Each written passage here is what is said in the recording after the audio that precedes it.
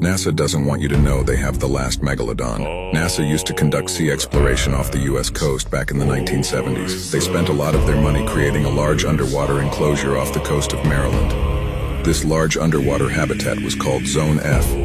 They would use it to conduct research on rare and endangered species. All this information was unearthed by sailor and diver George Meyer from Houston. Just earlier this year, on April 17th, George was out on a fishing trip near Maryland. Whilst he was out on the water, a storm had hit him, moving his boat farther out to sea. 2 hours later, the storm had stopped. George looked down to check his engine, when suddenly he noticed something unordinary, a massive cage underneath his boat. Through the surface of the water, he could see the metal bars of the enclosure.